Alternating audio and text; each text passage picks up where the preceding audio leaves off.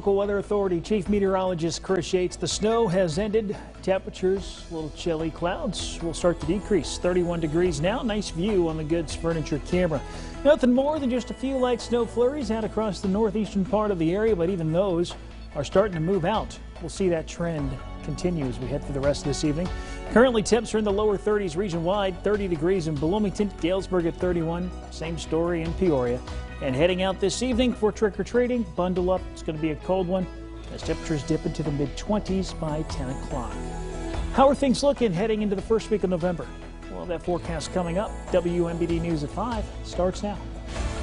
Coming up, businesses go dark in Bloomington after a fire at an automotive shop knocks out power to neighboring buildings.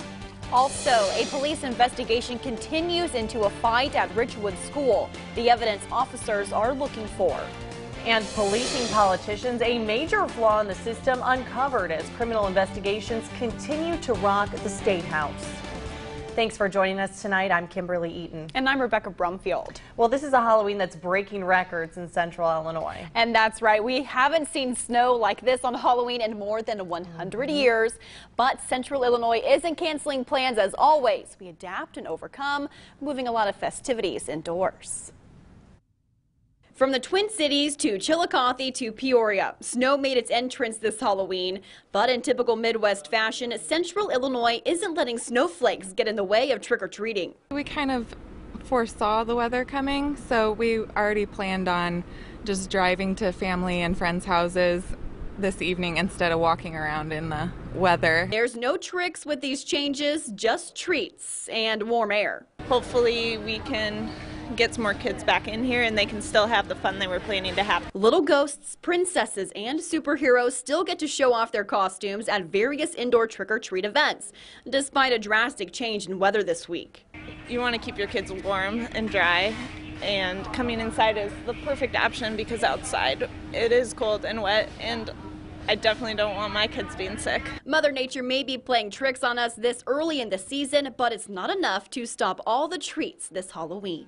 I know my kids have their own demands for what they want, so we have a little negotiation. So we're going out to family and friends, but we're taking the vehicles.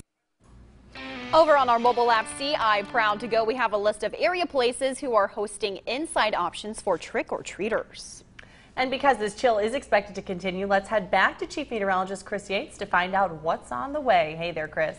Hey guys, yeah indeed. You know, it has been more than 100 years since we've had any snow falling on Halloween in the Peoria area. But in order to find anything measurable, never happened before. This is the first time we've ever had snow that's actually piled up to more than just a dusting. Hey, here's a look at some of the higher totals. Williamsfield came in at 5 inches. Bartonville, Knoxville, Galesburg all at 4. Peoria officially 3.9.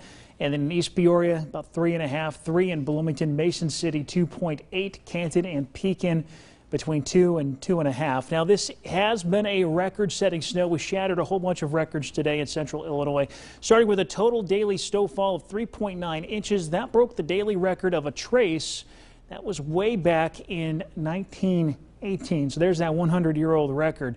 Also, we broke another record. 3.3 inches was the previous record for the all-time snowiest October, and we blew that out of the water today as well. That was back in 1929.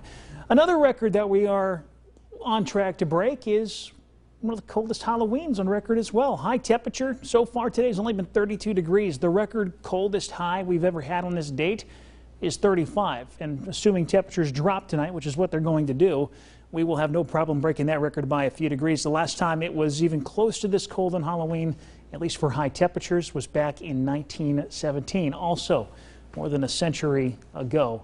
Now, thankfully, the snow has ended, but it is going to be a cold and blustery night. Remaining flurries continue to push out. We lose our cloud cover. Without that blanket of cloud cover, temperatures are only going to drop.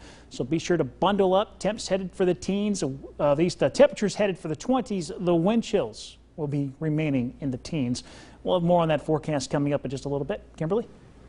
Thank you, Chris. Well, Peoria police are investigating an after-school fight outside of Richwoods High School. Now, officers say they were shown cell phone video of the fight during which a gun fell to the ground. WMBD's Matt Sheehan spoke with Peoria Public Schools Chief of School Safety, Demario Boone. Matt.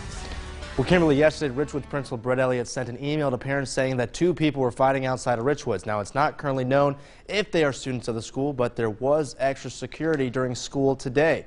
The fight led to 5 individuals being arrested, and Peoria police are searching to locate the gun. Elliott continued in his email that he did not believe there was a credible threat against the school. And Chief of Peoria Public Schools Public Safety, Demario Boone, says officers took extra precaution during Wednesday's incident. Fight breaks out, we'll handle that with our officers or, a counselor or anything like that. In this situation, a gun fell out, so we usually notify, Peoria Police. Since we already have them in the buildings, we already had an officer right there on hand. Chief Boone adds that Peoria Public Schools formed its police department back in 1972, so his officers were ready and equipped to respond. Rebecca. All right, Matt. The death of 33-year-old David Smith has health leaders sending a reminder it's important to understand your heart health. Eugene Daniel joins us in the newsroom with what local experts are saying. Eugene. Well, yeah, Kim. David Smith, 33 years old, was pronounced dead at a hospital on Tuesday, a day after he went unconscious while in Peoria police custody. The coroner says he likely died of a heart condition, one he says Smith may not have known about. Now, Peoria County Coroner Jamie Harwood says Smith likely had a heart arrhythmia. We spoke with the cardiologist today about the importance of knowing the health of your heart. If they feel palpitation or feeling like sinking feeling or passing out spells, most of the time patients actually feel heart pounding out of the chest. I think it is very appropriate to talk to your doctors. Now, we don't know. The coroner says that it's likely Smith did not know about this condition. We don't know if he did or not. Dr. Mungi says heart arrhythmia can be caused by everyday things like too much caffeine or even some over-the-counter drugs. And to prevent it, he says you need to evaluate lifestyles, make healthier choices, and make an appointment with your health care provider. Kimberly. Eugene, thank you. The lights are back on in Bloomington after a fire at an auto repair shop knocked out power to businesses and homes. WMBD's Nick Molinari takes a look at the impact the fire at Diesel Dix had on the rest of the community. It was all hands on deck Thursday morning as firefighters responded to a report of smoke coming from Diesel Dix garage before 7 a.m. The inside of the business already in flames. Public Information Officer Eric Davis says the fire could have started long before the call came in. I have no idea how long it could have been burning before, we got there. With the contents, it could have been a very quick fire, or it could have been, slow burning all night. We have no way to determine that. It took crews 2.5 hours to put out the fire. They worked to save neighboring buildings, including Starcrest Cleaners and a 2-story apartment building.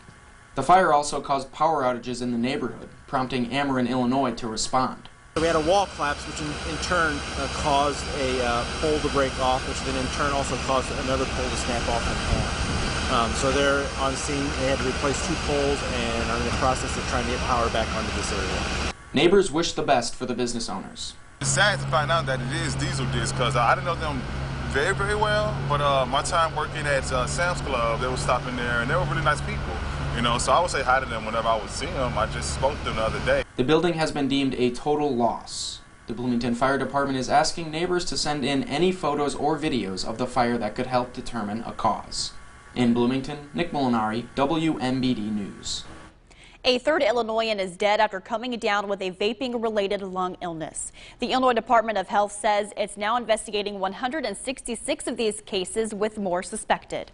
While the average age of people affected is 22, there are kids with this lung illness as young as 13 years old. Symptoms include cough, shortness of breath, and fatigue that get worse over the days to weeks.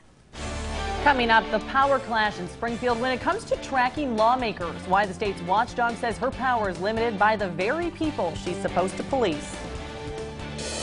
And cloudy skies will gradually become mostly clear. These temperatures will be dropping. I'll break down that full forecast all coming up after the break.